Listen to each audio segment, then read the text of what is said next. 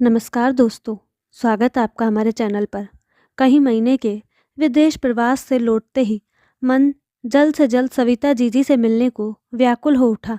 रात को सोते समय निश्चय किया कि सवेरे जल्दी सभी काम निपटाकर टैक्सी से निकल जाऊंगी।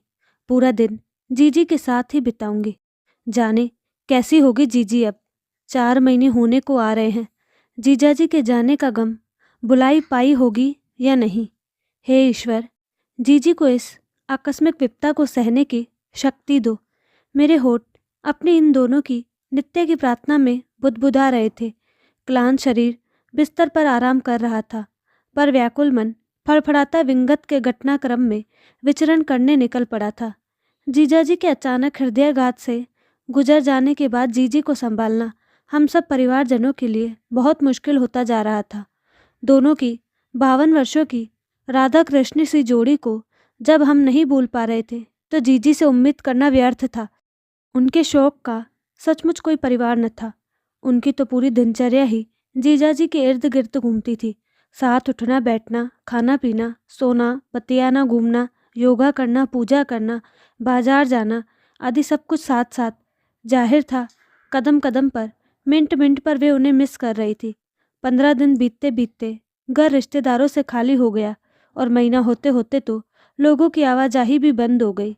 मैं चूंकि इसी शहर में हूँ तो बहू नुपुर से मुझसे रोज आ जाने का आग्रह किया था। मौसी जी, आपको तकलीफ तो होगी, पर नित्य कुछ घंटे आप मम्मी जी के पास बैठी रहेंगी तो उन्हें अच्छा लगेगा। अभी अकेले उनका दिल घबरा जाएगा। वैसे भी कल से मुझे स्कूल ज्वाइन करना है। नुपुर की चिंता वाजिब थी। मैं लगभग रोज ही जीजी से मिलने पहुंच जाती थी। जिस दिन नहीं जा पाती थी फ़ोन पर लंबी बातचीत कर लेती थी। जीजाजी के संग बिताए सुख दुख के दिन स्मरण करते हुए नित्य ही हम बहनों की आंखें नम हो जाया करती। बहुत जिंदा दिल थे तेरे जीजाजी। समय का लंबे से लंबा अंतराल भी मेरे दिलो दिमाग से उनकी स्मृतियों को धूमिल नहीं कर पाएगा। उनके रहते हर दिन उत्सव था। बच्चे बड़े सबके अजीज थे वे। विभू को चाहे होमवर्क करना हो, चाहे शतरंज खेलना हो, उसे दादाजी ही साथ चाहिए होते थे। आए दिन पार्टी करते रहते थे वे। आज बेटे को इंक्रीमेंट मिला है, सब होटल चलेंगे। बहू की बीएड हो गई, सबको मेरी ओर से डिनर। मेरी पेंशन बढ़ी है, सब घूमने चलेंगे। विभू के 90% अंक आए हैं, उसके सब दोस्तों को पार्टी खाने खिलाने का इतना शौक। मैं कभी टोक भी देती तो चुटकियों में मेरी आशंकाओं को निर्मूल साबित कर देते। सविता, जिंदगी का क्या भरोसा, सब यहीं छोड़कर जाना है। जीते जी जितना अपने हाथों से दे जाए, खर्च कर जाए, अच्छा है। और अब देखो घर भर में सन्नाटा पसरा है। दिवाली जैसा बड़ा त्यौहार भी कब आया और कब चुपके से निकल गया पता ही नहीं लगा। वे थे तो हर दिन दिवाली थी, उत्सव था। इस घर से वे अकेले विदा नहीं हुए कविता।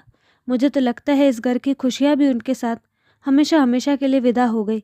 मेरी तो जीने की चाह ही खत्म हो गई।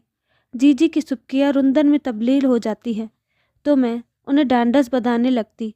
ऐसे नहीं कहते जीजी, आपको अपने लिए, इन बच्चों के लिए जीना होगा। देखो ना सब कितने चुप चुप रहने लगे हैं। हर वक्त हंसता चहकता घर कितना वीरान हो गया है। आपको खुद को, बच्चों को, सबको संभालना होगा। जीजाजी के न रहने से आपकी जिम्मेदारी तो और बढ़ गई है। जो चीज़ हमारे वश में नहीं उसका क्या किया जा सकता है। नुपुर इस बीच जबरन कभी चाय नाश्ता तो कभी खाना रख जाती। साथ ही मुझे इशारा कर जाती कि मैं किसी तरह वो सब जीजी को खिला दूँ। इस बीच यदि स्कूल से या खेल कर हंसता कूदता लौटा विभू हमारे सामने पड़ जाता तो एकदम चुप हो जाता। चुपचाप मेरे चरण स्पर्श कर वह अंदर घुस जाता और फिर पूरा समय सामने आने से कतराता रहता। भांजे पुनित से आमना सामना होता तो वह भी औपचारिक कुशल क्षेम पूछ इधर उधर हो जाता। मेरा दिल रो उठता। इस घर की खुशियों को सचमुच जाने किसकी नज़र लग गई है।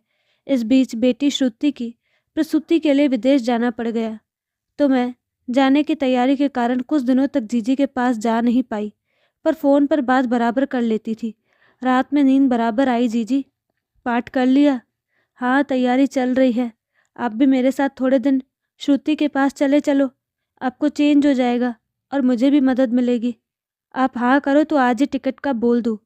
अरे नहीं, कहाँ आऊँ जाऊँ, अभी तो रोज़ ही मुझे यहाँ कई पेपर साइन करने पड़ रहे हैं। बैंक अकाउंट में नॉमिनी, पेंशन में नॉमिनी, यहाँ नॉमिनी, वहाँ नॉमिनी। सुबह शाम नॉमिनी नॉमिनी सुनकर कान पक गए हैं मेरे। उनकी झुंझलाहट भाप कर एक पल को तो मैं भी फ़ोन पर मूक रह गई थी। फिर मैंने समझाया था, ये सब कागजी औपचारिकताएं तो पूरी करनी ही पड़ेंगी जीजी, वो भी समय रहते। सब आपके भले के लिए ही तो कर रहे हैं। अच्छा, कोशिश करूंगी जाने से पहले एक बार आपसे मिलकर जाऊं, नहीं तो आते ही मैं भागी चली आऊंगी आपके पास। तब तक अपना ख्याल रखना, और हाँ, ज़्यादा चिंता मत करना। ज़्यादा से ज़्यादा व्यस्त और खुश रहने की कोशिश करना। आप खुश रहोगी तो ही पुनीत, नुपुर और विभू भी खुश रह पाएंगे। वरना देखो, आपके साथ साथ उनके भी कैसे चेहरे निकल आए हैं। अपनी ओर से भरपूर समझाइश के बाद भी मैं जीजी को लेकर आश्वस्त नहीं रह सकी थी। इसीलिए लौटने के बाद से जल्द जीजी से मिलने को व्याकुल हुई जा रही थी। रात किसी तरह आंखों में कटी। सवेरे तैयार होते ही निकल पड़ी। जीजी से मिलने की इतनी उत्सुकता थी कि 25 मिनट का रास्ता भी एक युग के समान लग रहा था। एक फल विक्रेता दिखा तो मैंने टैक्सी रुकवा कर जीजी की पसंद की स्ट्रॉबेरीज, लीची व शहतूत रखवा लिए। विदेश से लाई चॉकलेट्स मैंने विभू के लिए पहले ही बैग में रख ली थी। जीजी के घर के बाहर टैक्सी रुकी तो जीजी को विभू के साथ बाहर गार्डन में ही बैठ देख मैं सुखद आश्चर्य से भर गई। कहाँ तो मैं न जाने पहले जीजी की मिन्नतें करती थक जाती थी कि चलो ना जीजी, थोड़ी देर बाहर बगीचे में बैठते हैं। नहीं रे, मुझसे नहीं जाया जाएगा। तेरे जीजाजी को बाहर बगीचे में बैठना बहुत पसंद था। हम दोनों समय की चाय वहीं बैठकर पीते थे, साथ अखबार पढ़ते, पाठ करते, फल खाते, दुनिया जहाँ की बातें करते। समय कैसे निकल जाता था पता ही नहीं चलता था। कविता दीदी आ गई। विभू का चहकता स्वर कानों में पड़ा तो मेरी चेतना लौटी। टैक्सी वाला पेमेंट के लिए खड़ा था। उसे पैसे देकर बैग और फलों की डलियां झुलाती मैं गेट में प्रविष्ट हुई और सामान रख जीजी के गले लग गई। रोकते रोकते भी मूक आंखों ने निशब्द आंसू बहा ही दिए, जिन्हें जीजी से अलग होने से पूर्व ही मैंने चतुराई से पोंछ लिया। हालांकि धुली धुली आंखें अभी भी दिल की चुगली कर रही थी। वातावरण को सहज बनाने के लिए मैंने बैग से विभू के लिए लाई चॉकलेट्स निकाली तो वह खुशी से मेरे कदमों में झुक गया। उसे ऊपर उठाते मेरी नज़र सामने बिछी शतरंज की बिसात पर पड़ी। अरे, यह कौन खेल रहा था? मैं और दादी। कविता दादी, आपको मालूम है दादी बहुत अच्छा चेस खेलती है, दादा से भी अच्छा। विभू उत्साहित था। तू तो दुनिया में बाद में आया है, पहले मैं और तेरे दादा ही खेला करते थे। मैं स्कूल में जिला स्तर पर खेल चुकी हूँ। क्यों कविता, याद है तुझे? अरे वाह, अब तो मैं आपके साथ पूरे पूरे दिन प्रैक्टिस करूँगा, और देखना टूर्नामेंट भी मैं ही जीतूँगा। चल अब अंदर जाकर पहले होमवर्क कर, फिर और खेलेंगे। और हाँ, रसोई में राधा दीदी से कहना 2 कप कड़क मसालेदार अदरक वाली चाय बनाकर दे, और साथ में पुदीने वाली मठरी भी, वो दादा की पसंद वाली जो मम्मी बनाकर गई है। हाँ हाँ, वही। मैं हैरानी से सब देख सुन रही थी। ये सब क्या चल रहा है? अरे कुछ नहीं, विभू के स्कूल में चेस टूर्नामेंट शुरू हो रहे हैं। इसने तो यह सोचकर नाम ही नहीं लिखवाया था कि दादा के बगैर प्रैक्टिस किसके साथ करेगा। मुझे पता चला तो मुझे बहुत बुरा लगा। जरा सोच, जब मुझे इतना दुख हुआ तो इसके दादा को कितना दुख हुआ होगा। मैंने पुनीत से कहकर न केवल इसका नाम डलवाया, वरन अब सुबह सुबह शाम इसके साथ खेल कर इसे प्रैक्टिस भी करवा रही हूँ। बहुत अच्छा किया जीजी आपने। तभी एक लड़की गर्मा गर्म चाय और मठरी रख गई। यह कौन है? नुपुर अभी स्कूल से लौटी नहीं क्या? नुपुर तो 15 दिन की ट्रेनिंग के लिए दिल्ली गई है। इस लड़की को पीछे खाना आदि बनाने के लिए रख गई है। मैंने तो कहा था मैं ही बना लूँगी, 3 लोगों के खाने में क्या तो है। पर वह नहीं मानी। सारा काम उसे समझा कर गई है। ढेर सारा सूखा नाश्ता बनाकर गई है, सो अलग। वैसे काहे की ट्रेनिंग है? पूछते हुए मैंने एक मठरी तोड़कर मुंह में रख ली थी। अरे वाह, मठरी तो बड़ी स्वादिष्ट बनी है। तेरे जीजाजी की पसंद की है। चाय के साथ वे भी यही खाना पसंद करते थे। नुपुर उनके लिए बनाकर रखती थी। जीजी कहीं भावुक न हो जाए, यह सोचकर मैंने तुरंत फिर ट्रेनिंग का पूछ लिया। कोई ज़रूरी टीचर्स ट्रेनिंग है जिसे करने पर ही आगे प्रमोशन मिलेगा? तू तो जानती है तेरे जीजाजी कितने प्रगतिशील विचारों के थे। उनके अनुसार हर लड़की को आर्थिक रूप से आत्मनिर्भर होना चाहिए। शादी के बाद नुपुर ने उन्हीं के कहने से बीएड किया और फिर नौकरी भी करने लगी। नुपुर ने तो यह सोचकर कि इस समय मुझे अकेला छोड़ना उचित नहीं होगा, ट्रेनिंग के लिए मना कर दिया था। मुझे किसी ने बताया भी नहीं। वो तो एक दिन सुलेखा भाभी आई थी। उन्होंने बातों बातों में बताया कि उनकी बहू जो नुपुर के साथ है ट्रेनिंग पर जाने वाली है और फिर उसका प्रमोशन भी हो जाएगा। तब मैंने पुनीत और नुपुर को आड़े हाथों लिया कि उनके पापा को कितना दुख होगा कि उनकी वजह से नुपुर का प्रमोशन रुक गया। ये बच्चे कुछ समझते ही नहीं हैं। मैं भाव विभोर निर्मृश नेत्रों से जीजी को देखे जा रही थी। वैसे ना समझ तो मैं भी कुछ कम नहीं थी। अपने ही दुख में डूबी रही। यह समझने का प्रयास ही नहीं किया कि मैंने अपना पति खोया है तो बच्चों ने भी तो अपने स्नेहशील पिता को खोया है। विभू ने सखा समान आत्मीय दादा खोया है।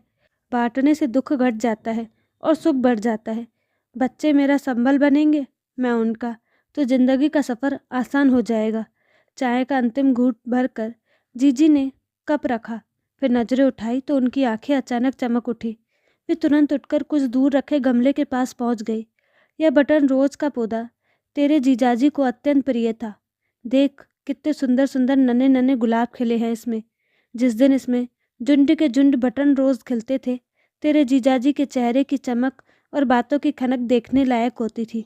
अब तो उनकी भगिया को हरा भरा रखना ही मेरा एकमात्र आकांक्षा और जिम्मेदारी है। जीजी ने फुर्ती से पास पड़ी खुरपी उठाई और तत्परता से पौधों में खुरपी चलाने लग गई। मैं आत्मविस्मृत से गर्व से जीजी को निहार रही थी। जीजी कागजों में नहीं, असल जिंदगी में भी सच्चे अर्थों में जीजाजी की नॉमिनी बन गई थी।